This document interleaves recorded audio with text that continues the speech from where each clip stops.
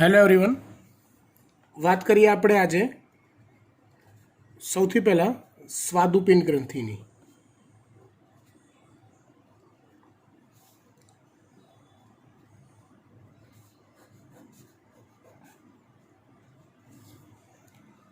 સ્વાદુપિંડ ગ્રંથિ તો આ ગ્રંથિ એ એક અંતઃસ્ત્રાવી તેમજ બહિર્સ્ત્રાવી ગ્રંથિ છે. અંતઃસ્ત્રાવી તેમજ બહિર્સ્ત્રાવી ગ્રંથિ છે સ્વાદુપિંડ. તો સૌથી પહેલાં અંતઃસ્ત્રાવી અને બહિર્સ્ત્રાવીનો અર્થ શું થાય એ આપણે સમજીએ. તો જુઓ, પહેલાં વાત કરીએ અંતઃસ્ત્રાવ. તો અંતઃસ્ત્રાવ મતલબ શું? તો અંતઃસ્ત્રાવ એટલે રસ કે પ્રવાહી જે ઉત્પન્ન થયા બાદ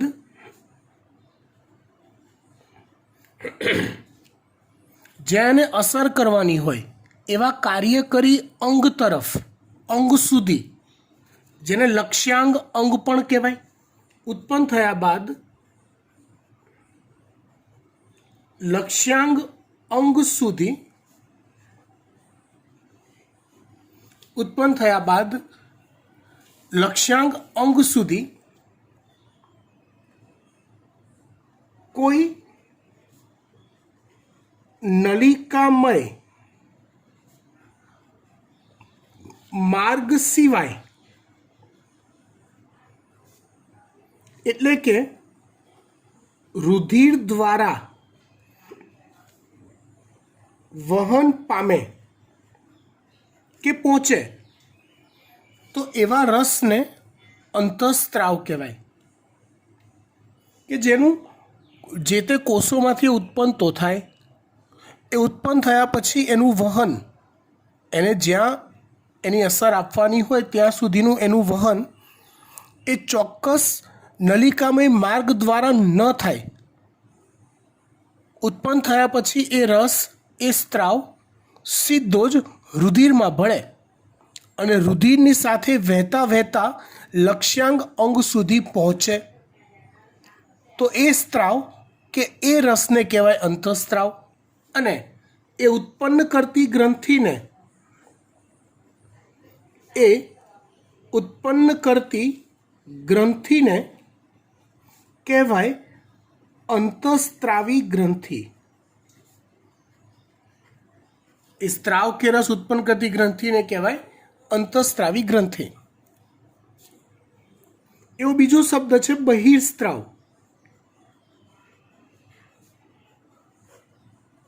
રસ કે સ્ત્રાવ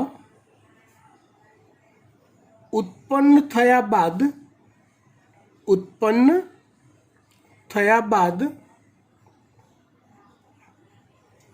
લક્ષ્યાંગ અંગ સુધી ચોક્કસ નલિકામય માર્ગ દ્વારા વહન પામે તો તે રસને કહેવાય બહિર્સ્ત્રાવ અને એ ઉત્પન્ન કરતી ગ્રંથિને કહેવાય બહિર્સ્ત્રાવી ગ્રંથિ. સમજી ગયા? ક્લિયર? તો સ્વાદુપિંડ આ બંને ગ્રંથિ તરીકે કામ કરે છે. કેવી રીતે? તો તમે પાચન તંત્રમાં આમ તો ભણી ચૂક્યા છો કે સ્વાદુપિંડની અંદર સ્વાદુપિંડ ખંડિકાઓ આવેલી હોય. તો એ સ્વાદુપિંડ ખંડિકાના જે કોષો છે એ કોષો સ્વાદુરસ ઉત્પન્ન કરે. ખંડિકાની અંદર આવેલા કોષો એ સ્વાદુરસ ઉત્પન્ન કરે. આ સ્વાદુરસ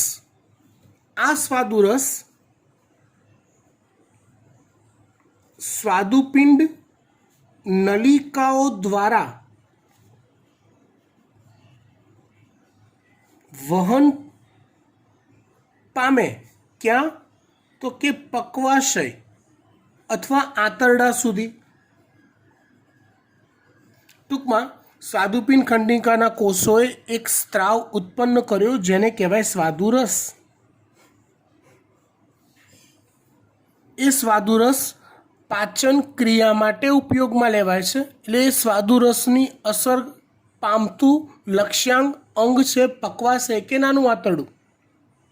તો ત્યાં સુધી એ સ્વાદુપિંડ નલિકાઓ સ્વાદુરસ વાહિની નામના નલિકામય માર્ગ દ્વારા પહોંચે છે. માટે આ સ્વાદુરસને આપણે કહીએ બહિર્સ્ત્રાવ.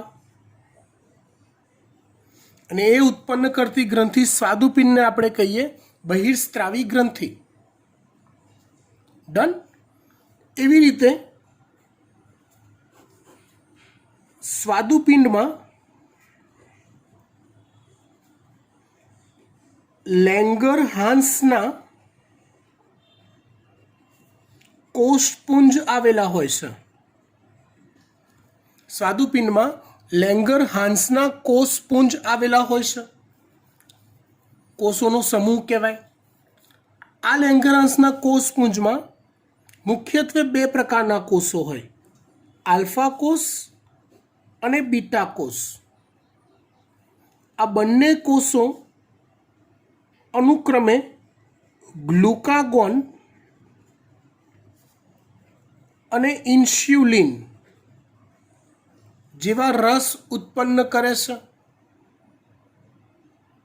જેમના લક્ષ્યાંગ અંગ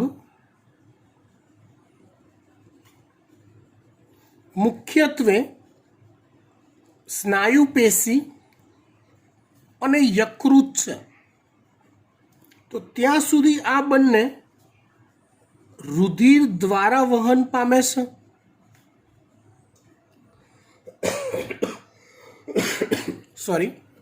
કોઈ ચોક્કસ નલિકામય માર્ગ દ્વારા વહન પામતા નથી. શેના દ્વારા વહન પામે છે? રુધિર દ્વારા. સમજ પડી? અને માટે તેને કહેવાય છે અંતઃસ્ત્રાવ. અને એ ઉત્પન્ન કરતી ગ્રંથિ સ્વાદુપિંડને કહેવાય અંતઃસ્ત્રાવી ગ્રંથિ. પરીક્ષામાં એક કારણ પૂછાઈ શકે કે સ્વાદુપિંડ અંતઃસ્ત્રાવી તેમજ બહિર્સ્ત્રાવી ગ્રંથિ છે, કારણ આપો, તો તમારે આટલી વસ્તુઓ લખવી પડે. ડન. ફાઇન. પહેલો પોઈન્ટ પત્યો. સ્વાદુપિંડ એ અંતઃસ્ત્રાવી તેમજ બહિર્સ્ત્રાવી ગ્રંથિ છે. સ્વાદુપિંડમાં અંતઃસ્ત્રાવી ગ્રંથિ તરીકે કાર્ય કરતા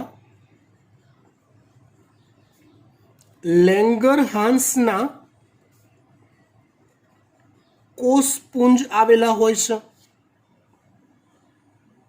આ લેંગરહાન્સના કોષપુંજ આશરે કેટલા હોય? તો કે 1 થી 2 મિલિયન જેટલા, મતલબ 10 થી 20 લાખ જેટલી સંખ્યામાં આ કોષો આવેલા હોય, જેને લેંગરહાન્સનો કોષપુંજ કહેવાય. જે ટોટલ સ્વાદુપિંડમાં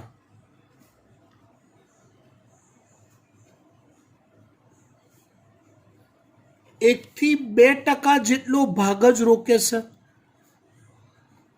એટલે આખું સ્વાદુપિંડ તમે લો તો લેંગરહાન્સનો કોષપુંજ આશરે 1 થી 2% ભાગમાં જ આવેલો હોય. અને એ કોષપુંજમાં કોષો કેટલા હોય?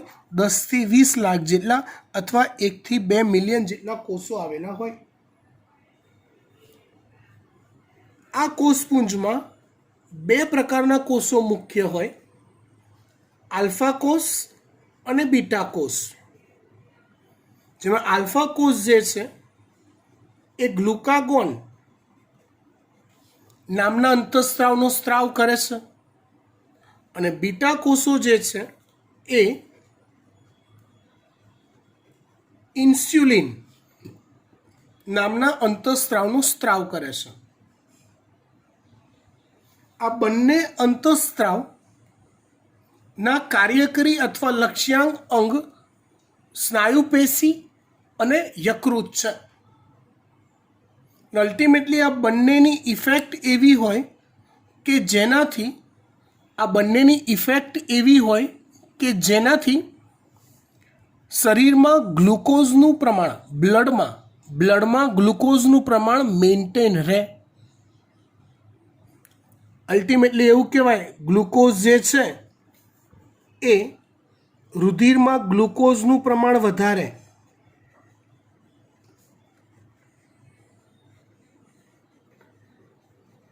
અને ઇન્સ્યુલિન જે છે એ રુધિરમાં ગ્લુકોઝનું પ્રમાણ ઘટાડે.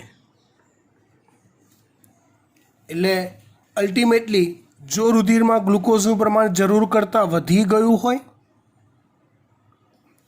જો રુધિરમાં ગ્લુકોઝનું પ્રમાણ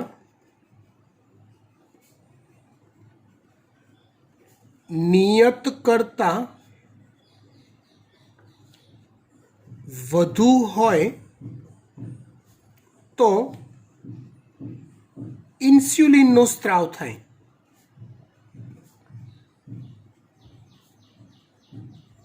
જે રુધિરમાં ગ્લુકોઝનું પ્રમાણ બેલેન્સ કરી દે. અને જો રુધિરમાં ગ્લુકોઝનું પ્રમાણ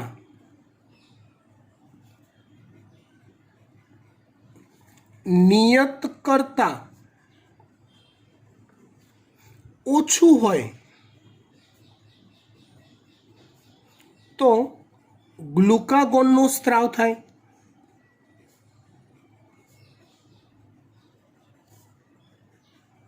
જે રુધિરમાં ગ્લુકોઝનું પ્રમાણ વધારે. અલ્ટિમેટલી આ બંનેના સ્ત્રાવથી ગ્લુકોઝનું પ્રમાણ રુધિરમાં બેલેન્સ્ડ રહે, નિયંત્રિત રહે, કંટ્રોલમાં રહે. કેવી રીતે એ આપણે જોઈએ. તો આ બંને અંતઃસ્ત્રાવ રાસાયણિક દ્રષ્ટિએ પેપ્ટાઇડ પ્રકારના હોય છે. બંને અંતઃસ્ત્રાવ રાસાયણિક દ્રષ્ટિએ પેપ્ટાઇડ પ્રકારના હોય છે. બંનેની ઇન્ડિવિજ્યુઅલ ઇફેક્ટ કરવાની સ્ટાઇલ જોઈએ એટલે ખ્યાલ આવશે આપણને. ચલો પહેલાં આપણે વાત કરીએ ગ્લુકાગોનની.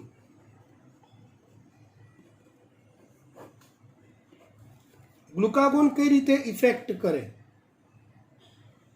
તો કે ગ્લુકાગોન યકૃત કોષો પર કાર્ય કરે છે અને ગ્લાયકોજિનોલાઇસિસને ઉત્તેજિત કરે છે. યકૃત કોષો પર કાર્ય કરે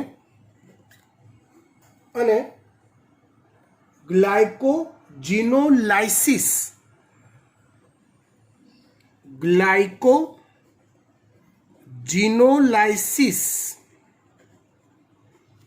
ની પ્રક્રિયાને ઉત્તેજિત કરે છે. હવે ગ્લાયકોજિનોલાઇસિસ એટલે શું? તો કે ગ્લાયકોજિનોલાઇસિસ એટલે અલ્ટિમેટલી એવી પ્રક્રિયાઓ કે જે પ્રક્રિયામાં રુધિરમાં ગ્લુકોઝનું પ્રમાણ વધે અથવા ચયાપચયની પ્રક્રિયામાં કોષીય શ્વસનમાં ગ્લુકોઝનું પ્રમાણ વપરાશ ઘટે, કોષીય શ્વસનમાં ગ્લુકોઝનો વપરાશ ઘટે એવી પ્રક્રિયાઓ જેને કહેવાય છે ગ્લાયકોજિનોલાઇસિસ.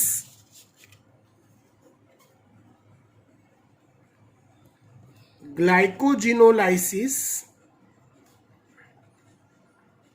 એટલે ચયાપચયમાં ગ્લુકોઝનો વપરાશ ઘટે એવી પ્રક્રિયાઓ અથવા રુધિરમાં ગ્લુકોઝનું પ્રમાણ વધે એવી પ્રક્રિયાઓ. જો તમને કોષીય શ્વસન ખબર છે, એમાં આવતો એક ટોપિક છે ઓલો એમ્ફીબોલિક પથ, સમજો બરાબર. કોષ શ્વસન ક્રિયા એકચ્યુઅલી એડ્રિનલ ગ્રંથિમાં પણ આ ટોપિકનો ઉલ્લેખ કર્યો હતો કે ભાઈ સ્વાસ્થ્ય પદાર્થ તરીકે કોષ કાર્બોહાઈડ્રેટ, લિપિડ અને પ્રોટીનનો ઉપયોગ કરી શકે છે. ફર્સ્ટ ચોઇસ એ આપે કોને? કાર્બોહાઈડ્રેટને, એટલે કે ગ્લુકોઝને. તો શું કહેવાય, ગ્લુકાગોન જે છે એ ગ્લુકોઝનો વપરાશ અટકાવવાનું કામ કરે છે, જેના લીધે ગ્લુકોઝનું પ્રમાણ રુધિરમાં વધે છે.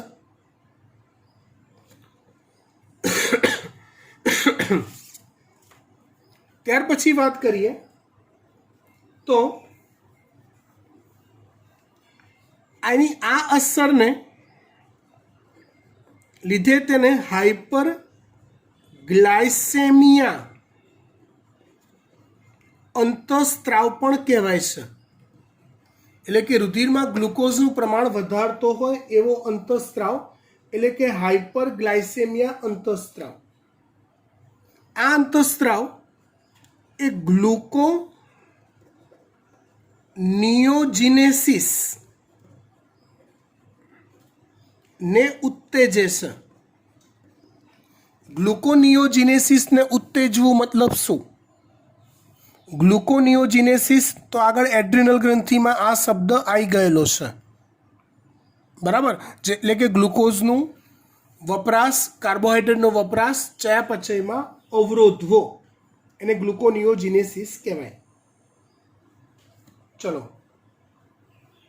અલ્ટિમેટલી તે કોષીય સ્તરે ગ્લુકોઝના વપરાશ અને ગ્રહણ, કોષીય સ્તરે ગ્લુકોઝના વપરાશ અને ગ્રહણને અવરોધે છે. કોષીય સ્તરે ગ્લુકોઝના વપરાશ અને ગ્રહણને અવરોધે છે. કોણ? ગ્લુકાગોન. ચલો, ત્યાર પછી વાત કરીએ ઇન્સ્યુલિનની.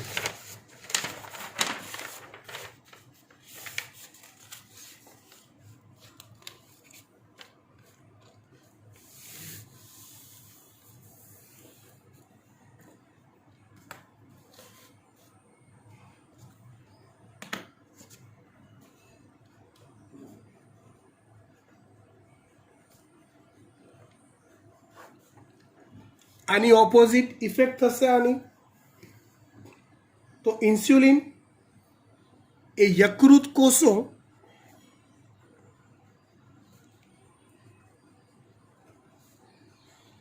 મેદ કોષો અને સ્નાયુ કોષો પર પોતાની અસર દર્શાવે છે. યકૃત કોષો, મેદ કોષો અને સ્નાયુ કોષો પર પોતાની અસર દર્શાવે છે. તે ગ્લુકોઝનો ના કોષીય ગ્રહણ અને વપરાશને, તે ગ્લુકોઝના કોષીય ગ્રહણ અને વપરાશને ઉત્તેજે છે. ગ્લુકોઝના કોષીય ગ્રહણ અને વપરાશને ઉત્તેજે છે. મતલબ સમજો, ગ્લુકાગોન એને અવરોધતું હતું, ઇન્સ્યુલિન એને ઉત્તેજે છે. મતલબ રુધિરમાંથી ગ્લુકોઝ કોષોની અંદર વપરાતો જાય, ગ્રહણ થતો જાય. આમ રુધિરમાં ગ્લુકોઝનું પ્રમાણ ઘટતું જાય. બરાબર. અને માટે તેને હાઇપોગ્લાયસેમિયા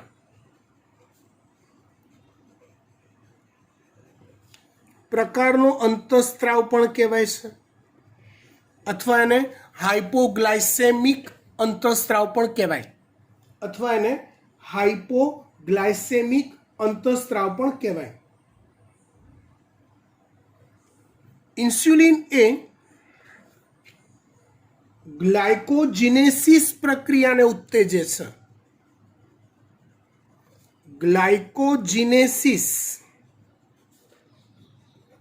પ્રક્રિયાને ઉત્તેજે છે. ગ્લાયકોજિનેસિસ એટલે શું થાય? તો ગ્લુકોઝનું ગ્લાયકોજનમાં રૂપાંતરણ. હવે ગ્લુકોઝ જો ગ્લાયકોજનમાં ફેરવાય તો રુધિરમાં ગ્લુકોઝનું પ્રમાણ ઘટે, અને જો ગ્લુકોઝનું પ્રમાણ ઘટે તો પ્રમાણ નિયંત્રિત થઈ જાય. ફરી એકવાર મેં આગળ ચોખવટ કરી હતી, જો રુધિરમાં ગ્લુકોઝ વધી ગયો હોય તો ઇન્સ્યુલિનનો સ્ત્રાવ થાય. ઇન્સ્યુલિન આવા કામ કરીને કોષોની અંદર ગ્લુકોઝ ઘુસેડવાનું કામ કરે, એ ગ્લુકોઝને ગ્લાયકોજનમાં ફેરવવાનું કામ કરે. ઇન શોર્ટ, બ્લડમાં સુગર અથવા ગ્લુકોઝનું પ્રમાણ ઘટે. માની લો કે બહુ ઘટી ગયું પ્રમાણ, નિયત કરતાં ઓછું થઈ ગયું, તો પાછો ગ્લુકાગોનનો સ્ત્રાવ થાય, અને ગ્લુકાગોન એવું કામ કરે કે જેનાથી રુધિરમાં ગ્લુકોઝનું પ્રમાણ વધે. વધી ગયું, નિયત કરતાં વધી ગયું, યસ, તો પાછો ઇન્સ્યુલિનનો સ્ત્રાવ થાય. આમ ગ્લુકાગોન ઇન્સ્યુલિન એ બેલેન્સ્ડમાં સ્ત્રાવ થતો જાય વારાફરતી, જેનાથી રુધિરમાં ગ્લુકોઝનું પ્રમાણ જળવાઈ રહે. હું તમને એક મસ્ત ઉદાહરણ આપું, સમજો. હું અત્યારે બપોરના ટાઈમે બરાબર દબાઈને મેં ખાધું. મારા ખોરાકમાં કાર્બોહાઈડ્રેટ યુક્ત ખોરાક મુખ્ય હોય છે. હું બરાબર જમ્યો. જમ્યા પછીના 1.5-2 કલાકમાં સરસ પાચન થઈ ગયું. તો એ પાચન થઈને એમાંથી ગ્લુકોઝ બન્યો હશે કાર્બોહાઈડ્રેટમાંથી. તમે પાચન તંત્રના ચેપ્ટરમાં એ શીખી ગયા. મગજને લાઈવ રાખજો, ખુલ્લું રાખજો.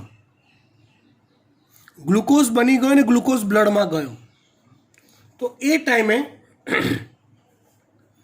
મારા બ્લડમાં ગ્લુકોઝનું પ્રમાણ વધારે હશે, રાઈટ?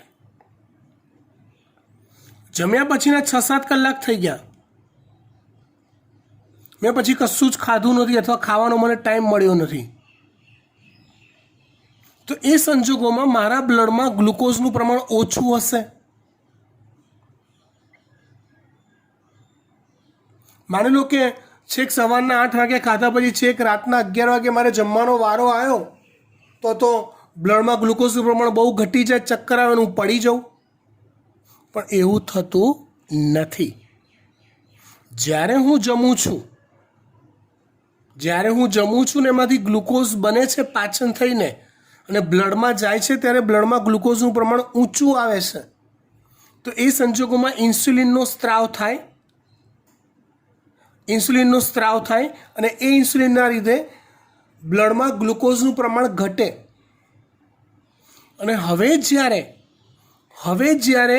જમ્યા પછીના 7-8 કલાક થઈ ગયા, બ્લડમાં ગ્લુકોઝનું પ્રમાણ હવે ઘટતું જાય છે, ત્યારે ગ્લુકાગોનનો સ્ત્રાવ થાય. અને ગ્લુકાગોન એવું કામ કરે કે જેનાથી બ્લડમાં ગ્લુકોઝનું પ્રમાણ વધે. તો અલ્ટિમેટલી કોઈ પણ સમયે 24 કલાકમાં ગમે ત્યારે જો બ્લડ ટેસ્ટ કરાવો તો બ્લડમાં ગ્લુકોઝનું પ્રમાણ બેલેન્સ્ડ આવે.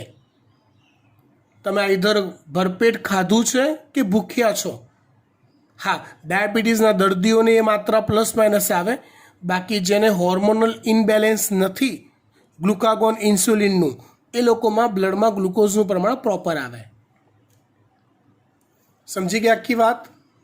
ડન? પરફેક્ટ? ફાઇન.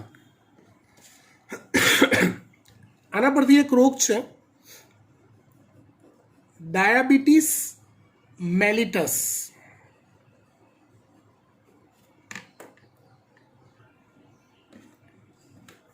આ રોગ વિશે આપણે ઘણું જાણ્યું છે.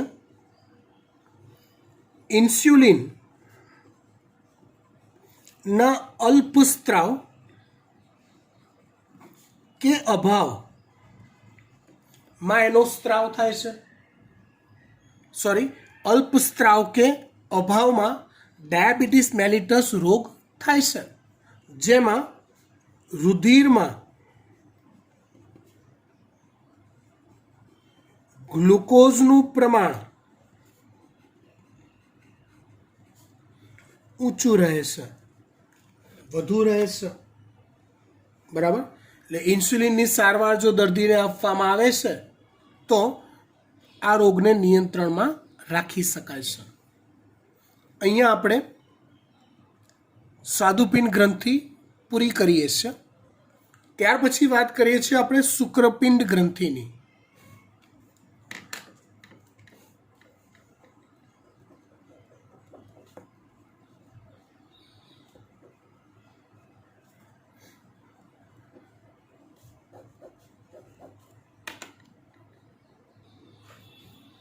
સૌથી પહેલા વાત કરીએ એનું સ્થાન ક્યાં હોય. તો શુક્રપિંડ એ ઉદર ગુહાની બહાર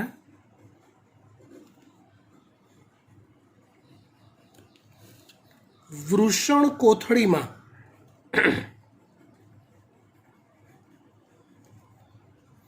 એક જોડ આવેલા હોય છે.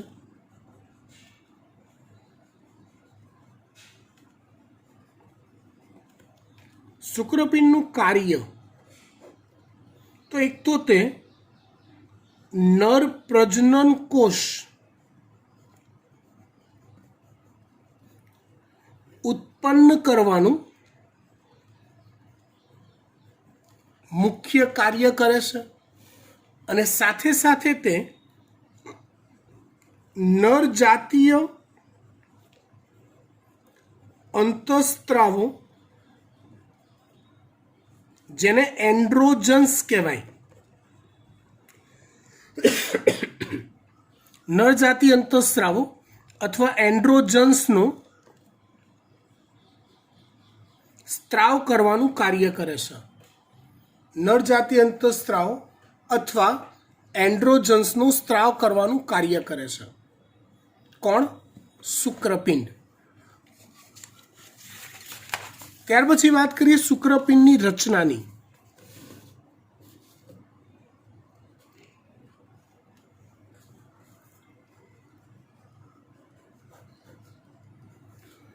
તો શુક્રપિંડની રચનામાં મુખ્ય બે વસ્તુઓ હોય. ધારો કે આ શુક્રપિંડનો આડો છેદ છે, જેમાં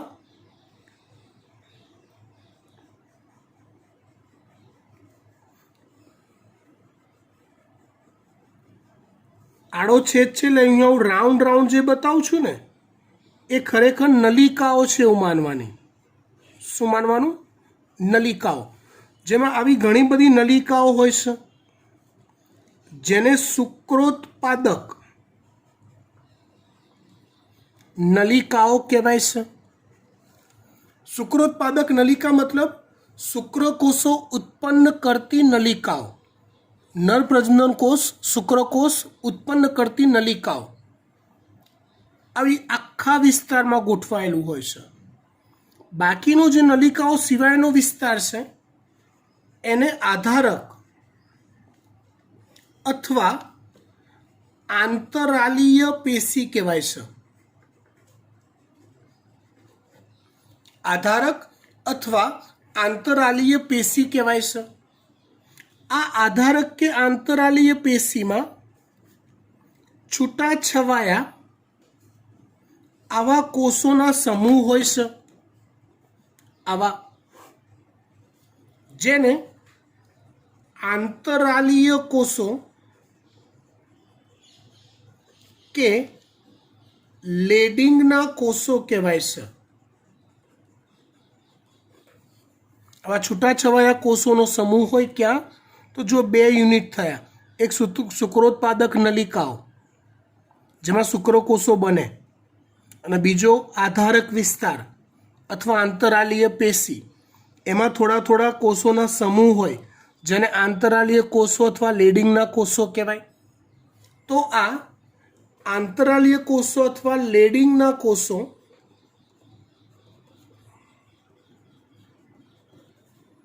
એ નર જાતીય અંતઃસ્ત્રાવો,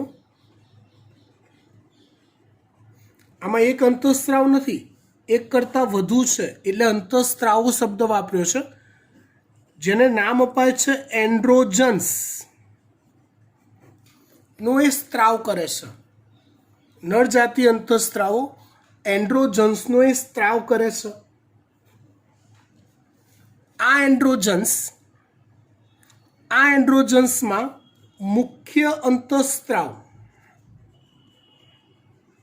ટેસ્ટોસ્ટેરોન હોય છે. એન્ડ્રોજન્સમાં મુખ્ય અંતઃસ્ત્રાવ ટેસ્ટોસ્ટેરોન હોય છે. બરાબર. તો એ ટેસ્ટોસ્ટેરોન અથવા એન્ડ્રોજન્સનું કાર્ય શું કામ કરે? તો કે નરમાં સહાયક પ્રજનન અંગો અથવા ગ્રંથિઓ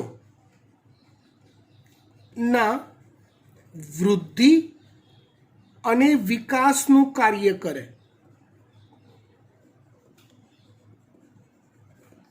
સહાયક પ્રજનન અંગો અથવા ગ્રંથિઓ મતલબ તો કે અધિવૃષણ નલિકા, શુક્રવાહિની, શુક્રાશય,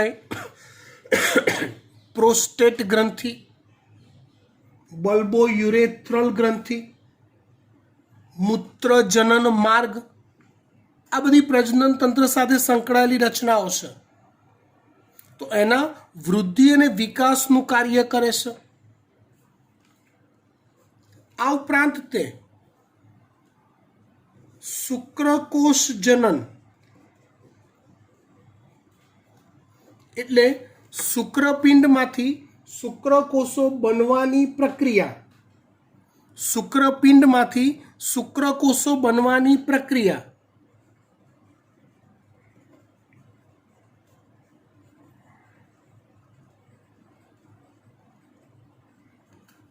નિર્માણ